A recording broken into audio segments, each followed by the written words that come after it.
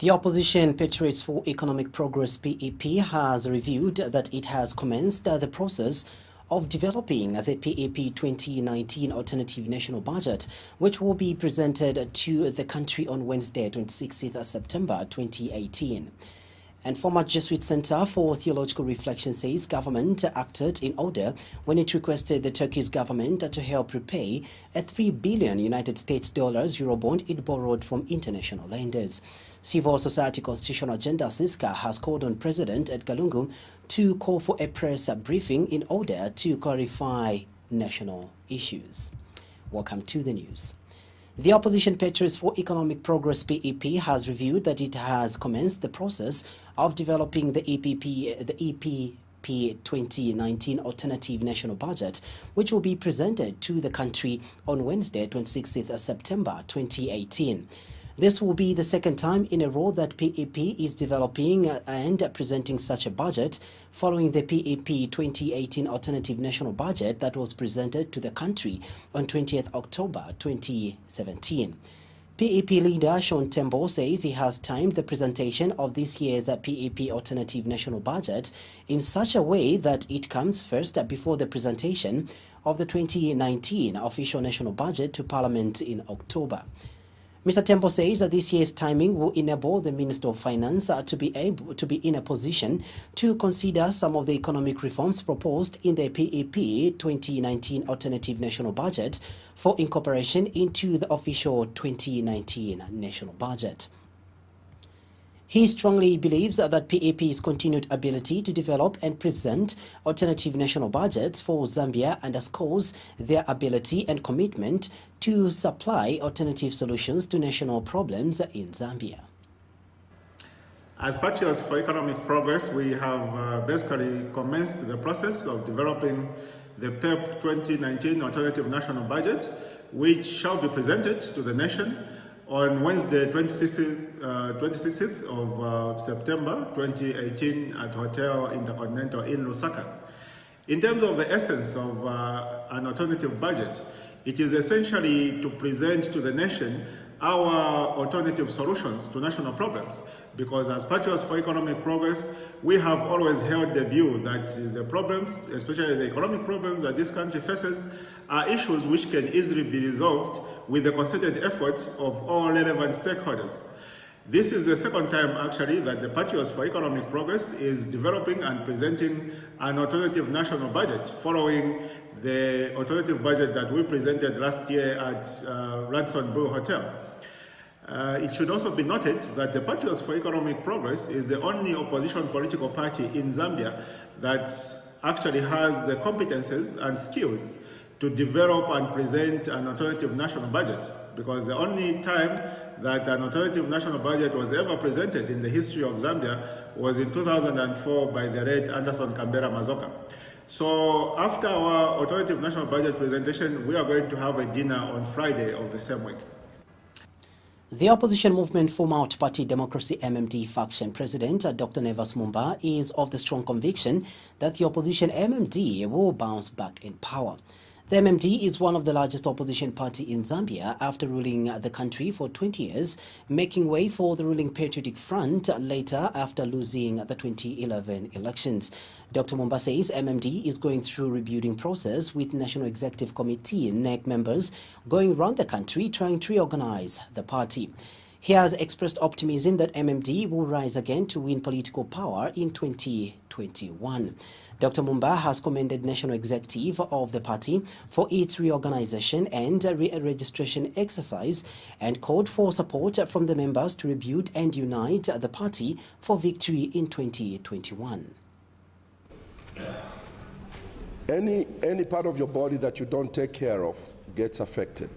If you don't use your right arm, sooner or later it will be affected.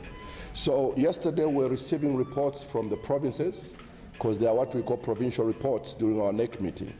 And it was very clear to see that a number of our people in certain provinces were affected by the confusion, and definitely the numbers have been affected negatively. That you cannot hide. Some of our members joined other political parties because they thought MMD would never rise because what was happening was really confusing. We are hopeful that those that have gone other places, now that they know that we are putting the ship together, they are going to come back and rebuild their party. Being a member of MMD is almost like being a member of the Pentecostal movement or Catholic Church mostly. You know, doesn't matter what happens, inside your heart you're still Catholic. So when the Catholic calls you, you are going to go back there. So now they know that we are back on track and our membership is definitely going to grow. But I was encouraged yesterday. I actually expected worse membership reports from my provincial leaders. But when they gave me the statistics of all the districts in the country and our membership, I was very encouraged myself because I expected the very worst, that if I was in the position of my membership, I would have just given up. But our leaders are still strong. That's why they came in great numbers from their provinces to come and represent. The Civil Society Constitutional Agenda CISCA chairperson, Bishop John Mambo, is urging government to run an open-door policy so that those with various governance issues can be accommodated. And Bishop Mambo has called on President Edgar Chagwa Lungu to call for a press briefing in order to clarify pressing issues. He has told Q News in an interview that holding a press conference is a matter of agency because there are a lot of questions and speculations that need answers and clarifications from the head of state. He contends that holding a press briefing will enable him to clear the air on several issues. And Bishop Mambo has wondered why and how sensitive government information is leaked before the head of state announces it to the country. He has recalled that during Kenneth Kaunda's time, such never used to happen. And Bishop Mambo says the firing of former ZAF Air Force ZAF Commander Eric Chimese was not done in good faith. There is nothing wrong with the president calling for a press conference from time to time, where he can answer you journalists. Look at Mnangagwa.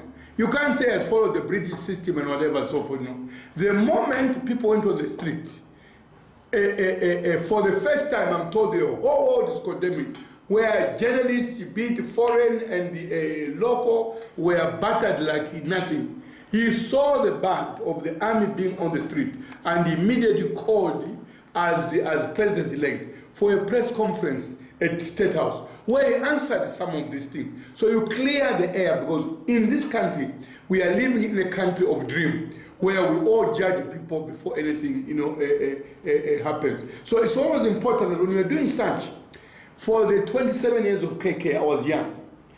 Every removal, every suspension of a minister, anything, it was not done by the private secretary, it was done by the president. I still know the people, private secretaries. Chiluba followed it to some extent, stopped. So it's important that the head of state, who is the commander-in-chief, should give account to the people of the nation by calling you, the press, whether you want to ask about me or anybody and so forth to help. But we've been saying this all along, meaning that you do not have an open door policy to State House. So those of us who are found are beating the drums and we make a lot of noise, we are rebels, the other people and so forth. Why don't you have an open policy whereby if they don't understand Chipimo or me, you call him over a cup of water or tea and say, look, what is this? And help. Because even Trump does call those that he doesn't like to try and help him. Former Jesuit Center for Theological Reflection JCTR Director Father Leonard Chitty says government acted in order when it requested the Turkish government to help prepare a $3 billion United States dollars Eurobond it borrowed from international lenders. Speaking in an interview with journalist, Father Chitty says that the move will assist in ensuring that the country does not experience the risk attached to the failure to settle its current stock. He adds that any government has an obligation to look for resources elsewhere if it has no capacity to finance its programs from domestic resources. Father Chitty has since expressed hope that the Turkish government will respond positively and come to the aid of Zambia. Meanwhile, Father Chiti has urged the government to ensure that the little resources that the country generates for itself are channeled to the right cause and utilized prudently. Father Chiti says government should further stop the abuse and misapplication of resources that has been witnessed in the recent past. No, I think we need to plug the holes that are allowing us to lose the little that we are generating ourselves. But if we can't look after our own money, how confident are we that we can look for the monies that we're getting from our friends beyond our borders? So I think, in my view, it's learning to look after the little we have generated ourselves, convincing everyone that we are putting our money to good use, and trying to restore the confidence of our friendly neighbors and beyond our neighbors to international organizations like the IMF and the World Bank. It just struck me that this time last year we were talking about this IMF bailout, which was imminent. Then, 12 months later, we're not anywhere close to getting it. So there's obviously something there that we need to address ourselves first and foremost in order to convince our friends that they can support us more. I think The Zambia National Union of Teachers, ZANUT, has asked Smart Zambia to expedite the issuance of electronic payslips to all the teachers. ZANUT Public Relations Officer Joe Kasaka has told QTV News in an interview that the union is overwhelmed with complaints from its members who have not been receiving their payslips. Ms. Akasaka says that this has made it difficult for the teachers to access loan facilities from lending institutions as well as conduct other transactions. Meanwhile, Ms. Akasaka has disclosed that teachers who have so far been receiving the e-pay slips are happy with the development as they receive them way before they are even paid. Government introduced e-pay slips in August last year as a way of cutting down on the cost of printing papers, printing pay slips, which stood at $7.2 million per year. Following this development, all government workers receive their pay slips electronically through their emails. As Zambia National Union of Teachers, we are still receiving a lot of complaints from our members concerning the receipt of their e-pay slips. And this issue of e-pay slips actually is very cardinal to our members, especially those that want to access loans so that they're able to pay for their education, they're able to sort out one or two issues around them. So they would need those e-pay slips, which they can use for borrowing the monies from the lending institutions. Now, if e-pay slips are not coming, it becomes very difficult for our members to go and access loan facilities from lending institutions. So what we would want to appeal to Smart Zambia is that let them expedite the process of issuing of e-pay slips to all teachers in this country. Meanwhile, Smart Zambia National Coordinator Martin Mtonga says as of July 31st, 2018, 195,000 civil servants across the country have been captured under the electronic payslip system. Dr. Mtonga has told Q News in an interview that only 16,000 out of 209,000 civil servants are not yet receiving electronic payslips. He reveals that the most affected civil servants are teachers and agriculture officers who are in far-flung areas of the country. Dr. Mtonga, however, says officers from Smart Zambia are already in order to capture the affected civil servants on electronic payslips. And Dr. Mtonga has disclosed the challenges of civil servants submitting wrong email addresses. It has been a challenge, but that it is being addressed. I can tell you this, as at 31st July, 195,000 civil servants are receiving pay slips out of 209. So we only have about 16,000 who are not yet receiving pay slips. And these are the teachers, agriculture officers who are in very, very remote areas. But however, we have already put in a mechanism. People from Smart Zambia are already in the provinces currently, and we want to capture that by the end of the quarter of this year, the quarter which is 195,000 civil servants currently get pay slips online. The only challenge was people submitting wrong email addresses. That was the biggest challenge, but a lot of those challenges have been corrected because we have decentralized. My colleague here, the PS, will tell you that if you go to Eastern Province today, the officers who are there are even capturing those who maybe submitted wrong email addresses and those who did not even submit. In fact, now we are even adding another feature to the electronic pay slips. We are even adding now a mobile number. So if your pay has hit your account, a text message will even come to your mobile phone that government has paid you, and then you can check your email address if you don't check your email addresses regularly. When a text message comes, you check your email and you see that your pay slip is there, and then you can plan. So we have revolutionized it. And on top of that, again, we have even added another portal for the banking institutions. So the banking institutions are even able now to go inside the Smart Zambia portal, check the pay slip if you are applying for a loan. You just take your name there and your NRC and your MAN number, and the banks will check for that, and there they go, they either approve or disapprove your loan. I can tell you this. The opposition New Congress Party has urged fellow opposition political parties to stop blaming each other of destroying a democracy in the country and just work hard to put the country's development first. New Congress Party leader Peter Chanda has told QTV News in an interview that political parties should concentrate on bringing up ideologies which will be sold to the Zambian people so that people can impress them and put them in power.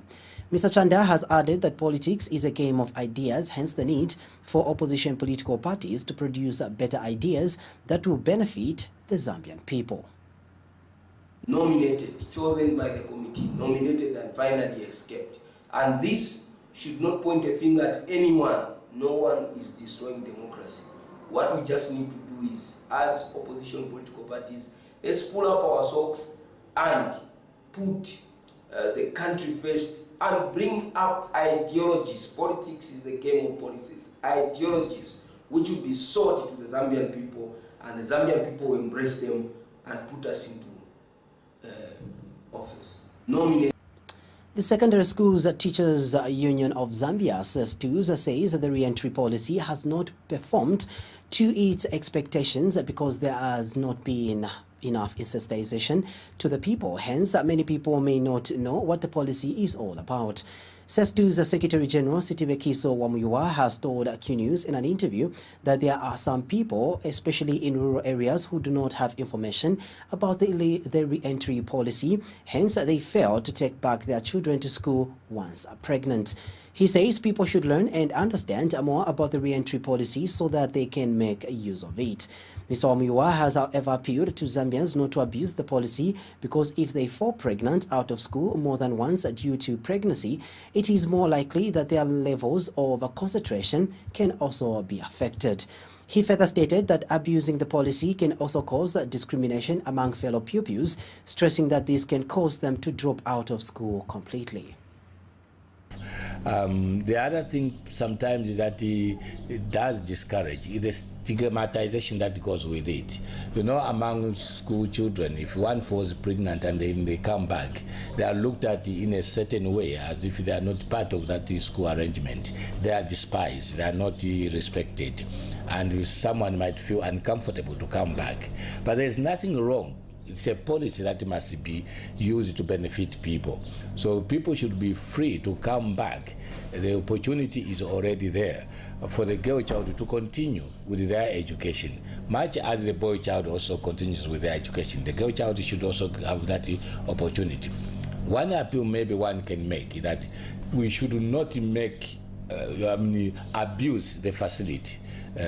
That okay, because of the re-entry policy, I can get pregnant 1 time, 2 times, 3 times, and come back. Mind you, there's even a limit to that re-entry policy, so it should not be abused. It should only be used when it is really necessary. If you have an opportunity to proceed with your education without falling pregnant, well and good. But if it becomes unfortunate, make use of the re-entry policy. But it must not be abused, because there are people who have definitely, in some cases, abused that, which is not very good. You can abuse it. You know that if you become a parent, maybe a parent of 1, 2, 3 children, even your level of concentration at school is affected. You can come back to school, but your level of concentration, your chances of qualifying to the next grade and getting a better certificate are highly reduced. So the National Union of Public and Private Educators of Zambia, NUPEZ, have once again appealed to the government to consider offering the unoccupied houses built by the National Housing Authority to civil servants on rent to buy basis. NUPEZ National Secretary Nelson Mwale says most of civil servants are faced with housing challenges, hence the need for government to give them the said houses located between Kasangula and Great North Roads. According to Mr. Mwale, the quantity of most of the houses is slowly depreciating owing to the fact that they have remained unoccupied for a long time. Mr. Mwale has told QTV News in an interview that his organization has since written to Cabinet asking that government convenes a stakeholders meeting where issues surrounding the matter can be discussed. The 1,000 low and medium cost housing estate, otherwise known as the Northgate Garden housing development, was built at a total cost of over 344 billion kwacha in Lusaka, but however many of them remain unoccupied years after their completion. Right now, it's a very sorry sight. Anyone who would pass there would realize that the houses that were built by the, hard-earned, resources, hard-earned taxpayers' money are going to waste. They are falling apart. And yet a number of our civil servants and the teachers in particular are wallowing in poverty in shanty compounds at the expense of very, very, uncompromising landlords. And yet we have those structures there. And so our appeal is that we want them to cooperate with us. We want government to cooperate with us. As we are discussing, can we come up with an amicable solution so that at the end of the day, we have a situation where our civil servants and teachers in particular can rent to buy those houses. Right now. And in financial news, National Savings and Commercial Bank, NatSave Bank, has pledged to support marketeers with financial inclusions through specialized services, including business clubs and value propositions. NatSave Chief Executive Officer Mukwandi Chibesakunda says the bank will continue to constantly identify new ways of building financial literacy because it is an important component of what the bank is doing. Ms. Chibesakunda says NatSave has achieved several critical milestones, including an increase in the number of branches across the country.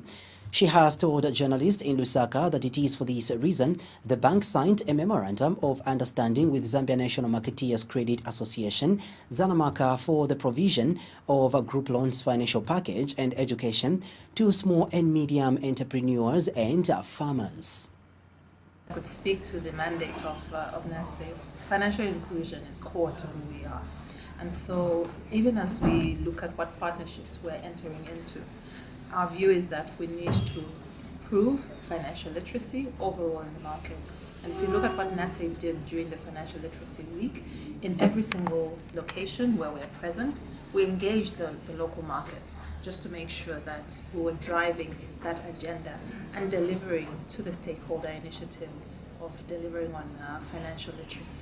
So this is something that is aligned. You cannot separate financial literacy from financial inclusion, because if you don't know anything about your money, then you won't be able to really be included, and you won't even understand what it means.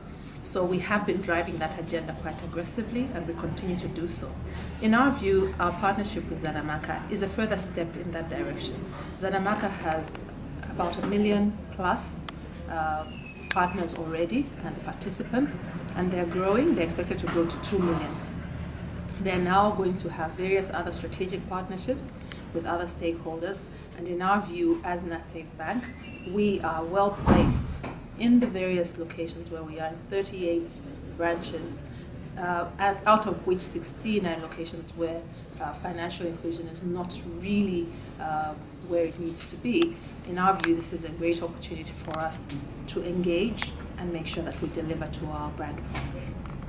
Okay, so I could speak to Lusaka-based politician Crispin Chinda has expressed optimism that Lusaka Mayor Mao Sampa will fulfill his campaign promises during his tenure of office.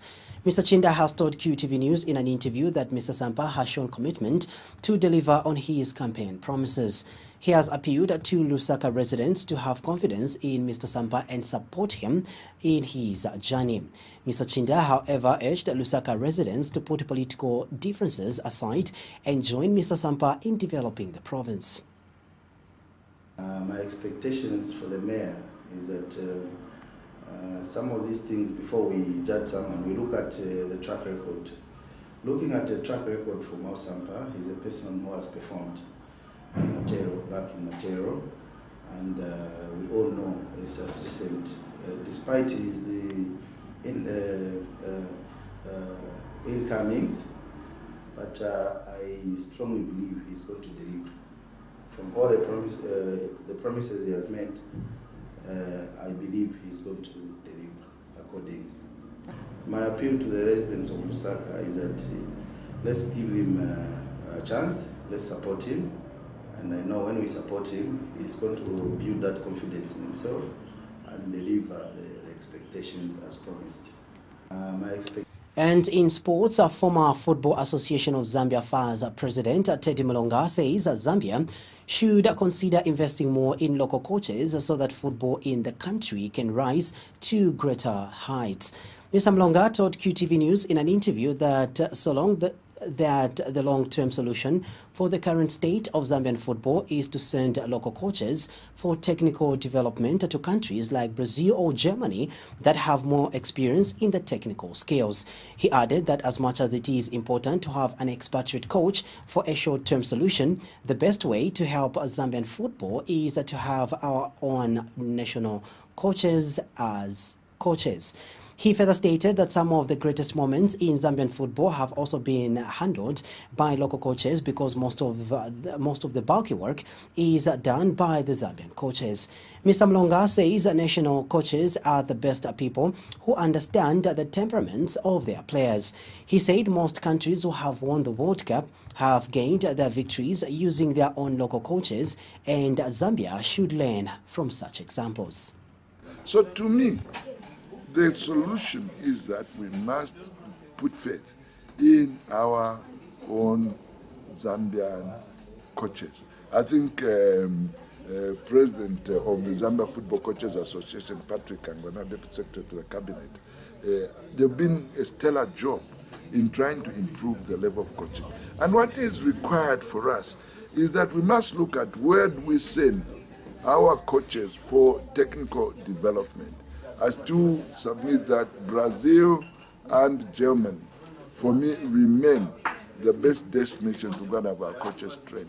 And when our club football was really moving on, who were the coaches? The coaches were coming from, where were they trained? They were trained in Brazil, they were trained in Germany. So at any given point, I would prefer to develop the coaching talent of the indigenous persons.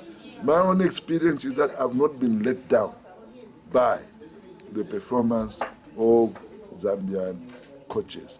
Yes, we may require somebody to come in and build up, but the bulk of the work is done by the Zambian coaches. Even Mr. Ante Buselik was very, he had a lot of Zambian technical expertise. Joel Skazwe, those are the people that he was working with, the Zumunjovus and so on.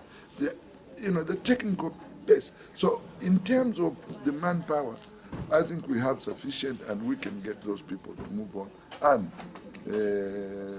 maybe rise to greater heights if we use our own local people. So top stories in our news today. The opposition Patriots for Economic Progress, PEP, has revealed that it has commenced the process of developing the PEP 2019 Alternative National Budget, which will be presented to the country on Wednesday, 26th September 2018.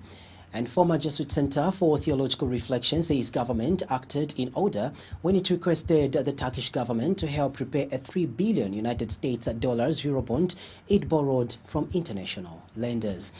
Thank you so much for your time. Wishing you a very, very pleasant viewing.